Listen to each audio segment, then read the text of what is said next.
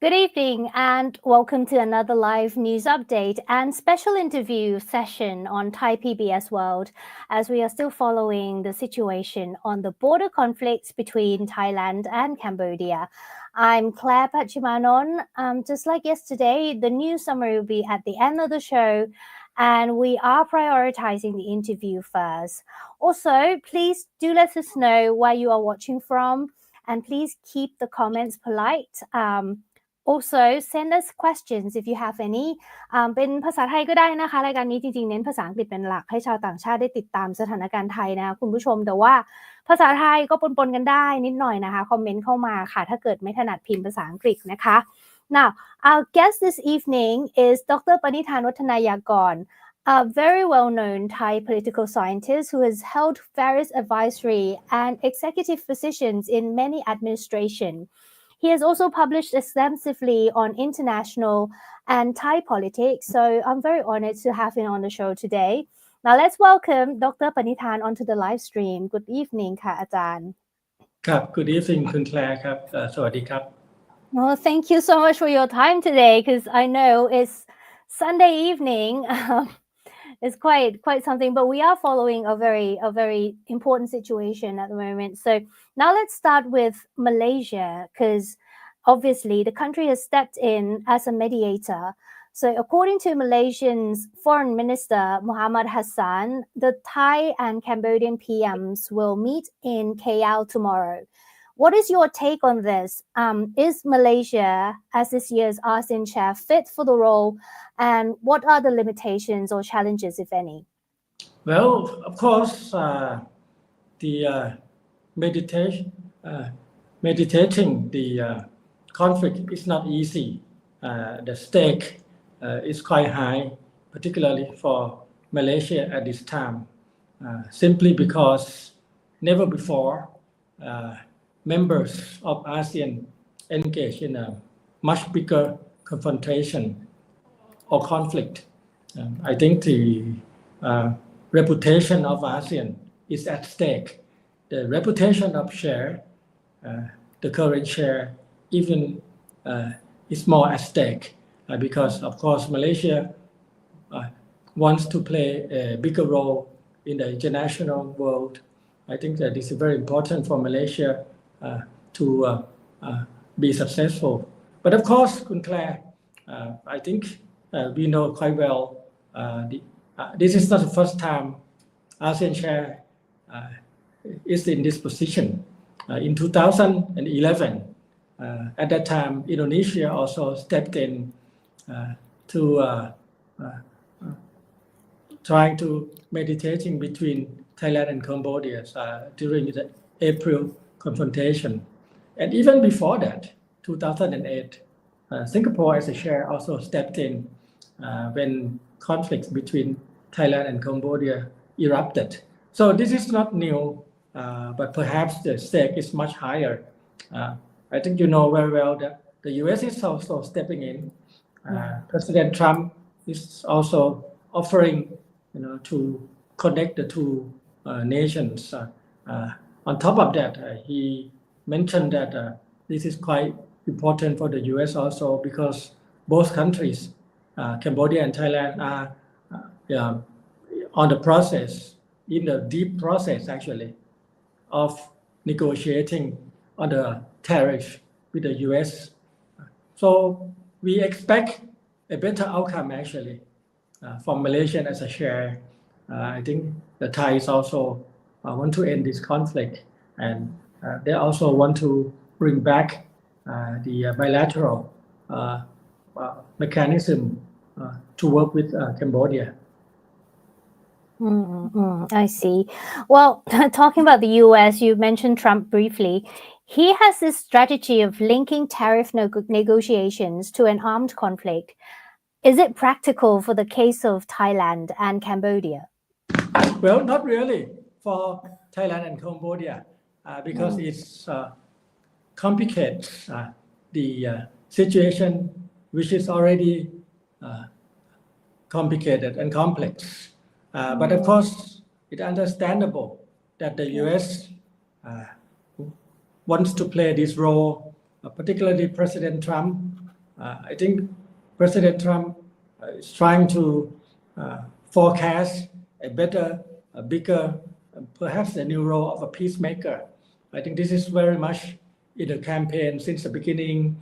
This is very much the efforts, which is not that successful yet, trying to solve the conflict in Europe between Ukraine and Russia, and of course in the Middle East between Israel, and Iran and other groups. So I think this is another important task for President Trump to perhaps score some points, on the world's conflict, and also I think quite interestingly, President Trump also is a very skillful negotiator, unlike other presidents in the U.S. history. I think he wants to be in a position to better leverage, to have a better leverage, in any negotiations by stepping in and demanding that the trade issues, the tariff issues are linked, with the stability, peace, and international, conflict issues. I think he may have a better leverage than negotiating on the tariff, front alone. Yes. Yeah, but just like you mentioned, we all remember that President Trump actually said that during his campaign and on the first day that he became president as well, that he would end the war between Russia and Ukraine on the first day. But it's been months now. Nothing has progressed according to plan for Trump. So yeah, it remains to be seen whether or not Thailand and Cambodia can add to his credit. If I think obviously he would take credit if there is a ceasefire at the moment, because Trump is, he wants to play a role in bringing peace to the world, doesn't he? Yes, indeed. I think, but this intervention, perhaps, if we can call it, from the U.S., is also opening up a very interesting channel for Thailand to connect, and of course for Cambodia to connect directly with the White House, with the president himself. I think it's very difficult at this time for any country to connect with him directly. I think if Thailand take this opportunity, to connect with him and perhaps add into this process. For example, the UN Security Council had recently a meeting on this issue just a day or two ago. It is quite disappointed actually that the UNSC didn't have any positions or decisions on this, despite the very clear evidence from the Thai side on the attacks on civilian innocent lives in the Thai territories. I think the Thai public expects some kind of actions like in 2011 on this issue, but so far there's no real issues or decisions made publicly. U.S. could perhaps increase more role in the UNSC also. I think this is another perhaps issue that the Thai negotiation team, the Thai security team could talk to the U.S. team. Obviously, I think at the UN, both sides have been lobbying very hard in trying to push for a resolution. But apparently, after both the permanent representatives of Thailand and Cambodia met at the UN emergency meeting of the Security Council, no resolutions, nothing solid on the issue. In your opinion, this is not good enough for Thailand, is it? No, not at all. Because we expect more, from the international body like the UNSC, United Nations in general. I think it is quite known already the casualties on the Thai side, unprovoked, also indiscriminately, and of course lives of many civilians are lost unnecessary. And of course, giving a new technology and an open, social issues and open areas, it is very difficult not to see this aggression from Cambodia. I think we expect at least maybe some kind of fact-fighting, at least some kind of maybe a team to monitor the situation. And of course, perhaps the UNSC could also schedule a new meeting and look deeper into this issue. But in the meantime, of course, negotiation is well underway. In Malaysia, share of ASEAN again for the third time in the last decade or two will be in the center, of the negotiation between Thailand and Cambodia. What Thailand wants is to resume talks with Cambodia on the conditions that they will come back based on the existing bilateral mechanisms, and also a meeting between the two militaries are also pending. The meeting of the militaries are very important. Thailand suggested this weeks ago before the fighting erupted. It's very important to engage in discussions about rules of engagement, the de-escalation measures, and also in particular in terms of the mobilization and building up forces on Cambodian side, on Thai side. Cambodia refused to have a meeting, and now conflict erupted. Therefore, we need to go back to that, RBC, Regional Border Committee meeting, to make sure that the two militaries can talk directly to plan the ceasefire. I think this is very, very important and very technical one. Another issue also is coming up in Malaysia. Once the ceasefire is adopted, it is quite challenging if the ceasefire is not implemented, very quick, on time, and in an honest way. That means we may have to have observers to monitor the ceasefire agreement. This is not yet raised publicly, but of course Malaysia can offer itself, for this role, or maybe a combination of different ASEAN countries,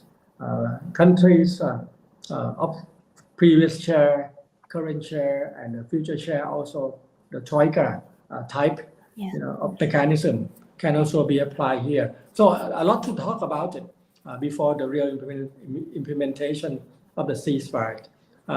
Hopefully, during the talks, there will be de-escalation, there will be less conflict, there will be less loss of lives. From your perspective, following the developments in the border area since 2011 and even before that, this fighting actually started around 4 provinces at the border between Thailand and Cambodia. Now it spread down to Trat as well in that area. So does it make a ceasefire harder to implement, given that the long strip of the border area is now included? Of course. It's not only the conflict expanded along the 800 kilometers between Thailand and Cambodia. It's also spread to the two societies.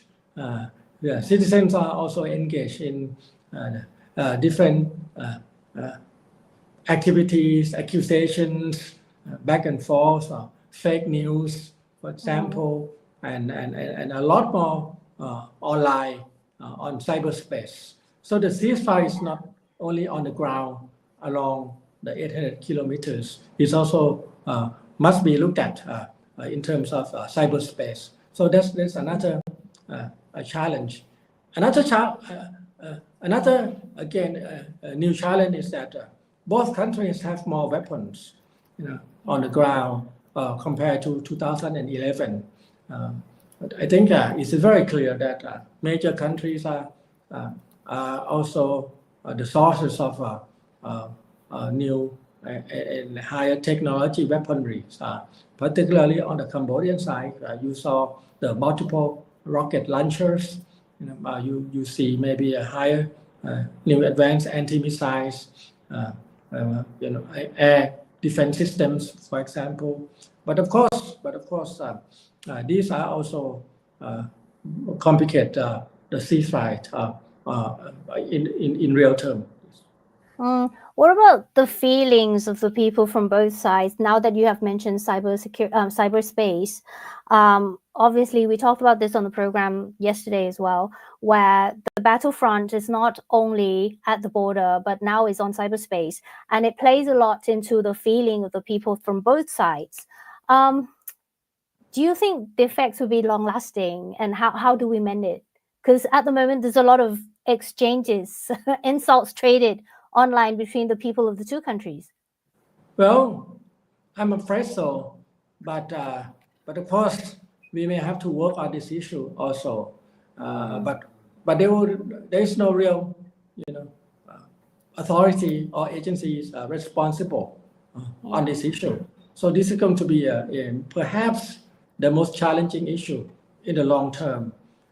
Governments come, governments go. Administrators and leaders comes and go at a certain time, and of course conflicts and wars from time to time, and most of the time actually ends in negotiation table. But there is no real mechanism to perhaps handle the deep down feelings among the two peoples, that are very much affected. The feelings of nationalism, the feelings of aggression, the feeling of loss of relatives and loved ones. And this is not to mention those families who have lost their loved ones. Those lives cannot be returned. So there will no real anything that you can do to elevate that. But of course, I think we need to look at that also, that perhaps a better communication, perhaps a better non-profit organization, new projects among the two countries can help lessen the feelings that are now erupting at this time. So I think this is also to be discussed in the leader circle and in the societies in general. Yeah. Final question, sir. You mentioned an approach where Thailand needs to package our negotiations. This is in terms of the US, because obviously trade tariffs is now playing a role as well as security. Can you please tell us more about it, like in terms of what kind of shape that it should take in order to for the Thai team to consider, or what do they have to consider? Well, I think number one, the question have to be answered or settled on what kind of mechanisms Thailand and Cambodia should return to. I think the multilateral mechanisms are not suitable. I think according to the Thai position, and in fact, in general, I think a better bilateral mechanism should be introduced. I think this must be settled among involved parties, especially the countries that are stepping in, trying to meditating or trying to negotiating, among the two countries. They have to settle down on the principles of negotiation based on the bilateral mechanism. Also, secondly, ASEAN is also at the center of this conflict. The stakes very high. Never before ASEAN members are engaging in this, as we mentioned about that. So ASEAN must also have a place, in this negotiation.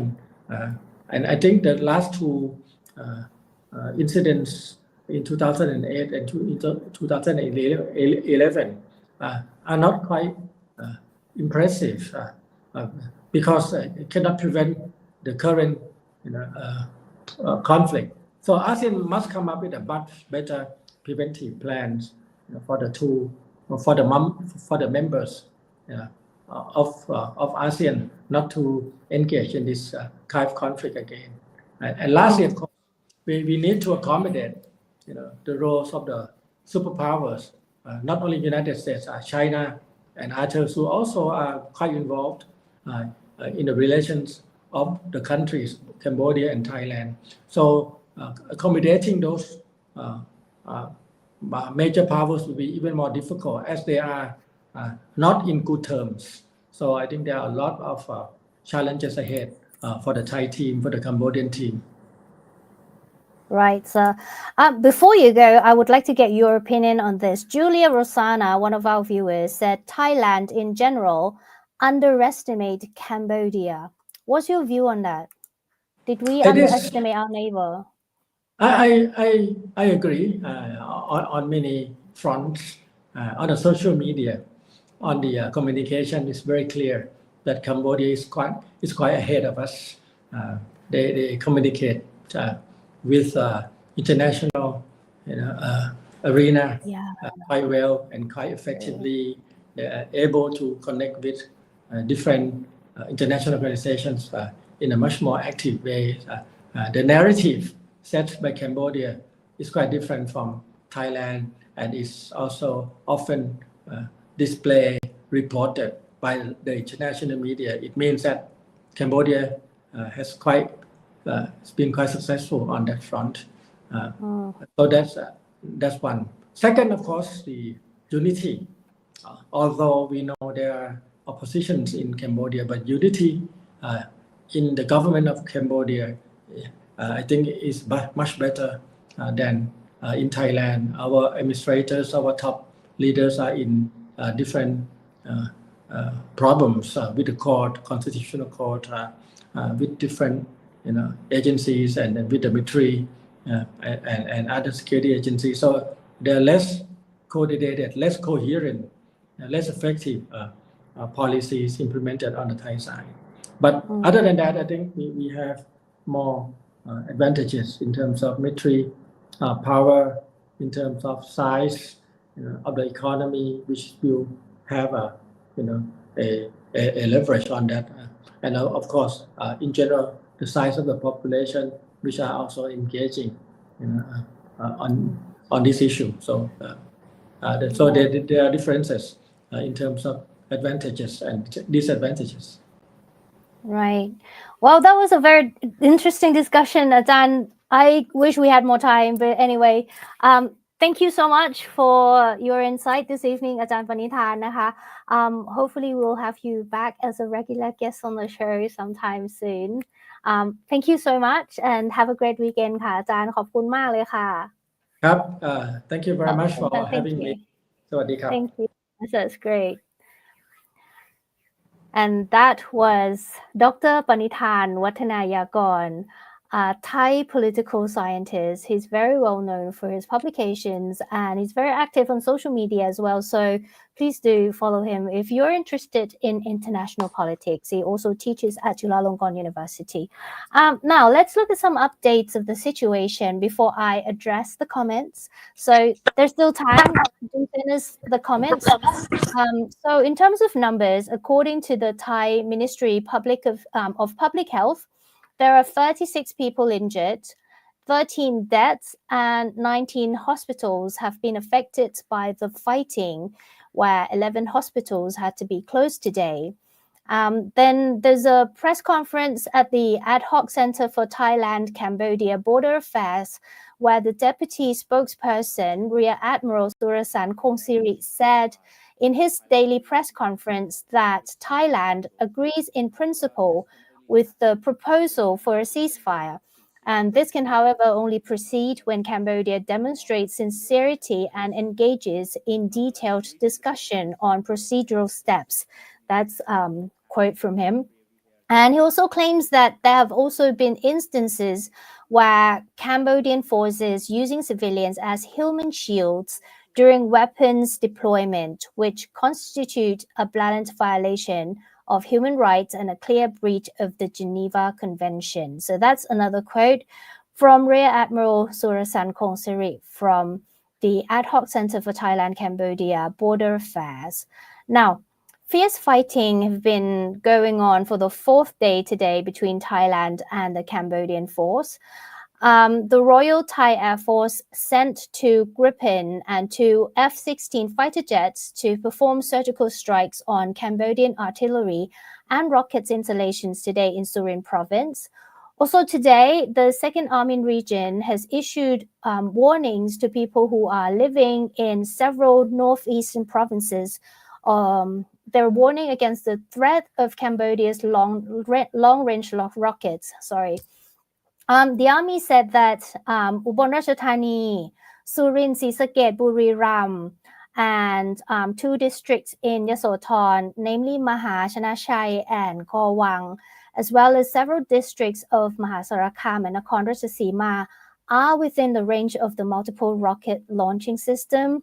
So Colonel Risha Suwanon, the Army deputy spokesperson, said, however, that the Army has air defense systems to cope with the rockets, and he told the people not to be overly concerned, but those are just warnings that he issued.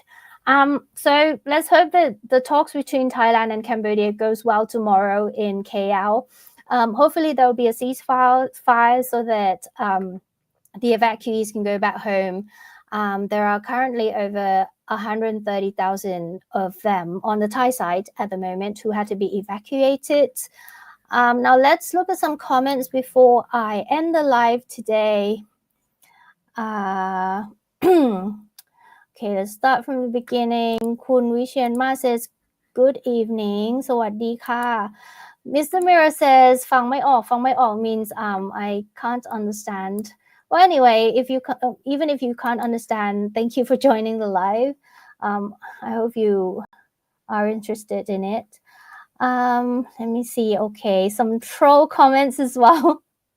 It's interesting to see some trolls comments in the live. I believe I can fly asks, what would be the outcome in tomorrow meeting in Malaysia meeting between Thailand and Cambodia?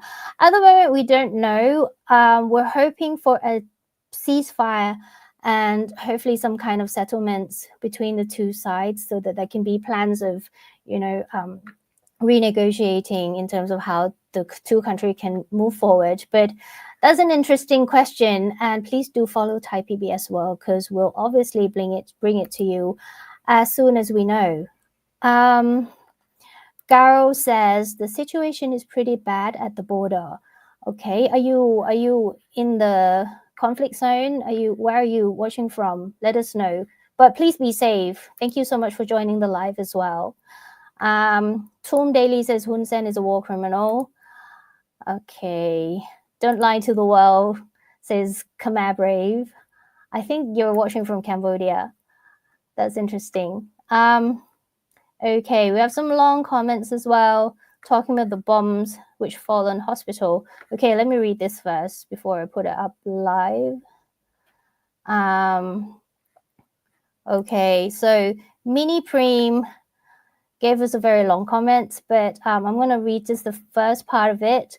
When the bomb falls on the hospital, it's not only the lives that are lost, but the humanity of the person who ordered it also is lost. Interesting comment. Yeah. Thank you for the comment. You made a lot of effort typing all that long paragraph. Thank you.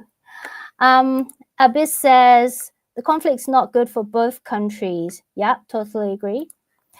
Anyway, lots more comments, but yeah, thank you so much for joining Thai PBS World Live today.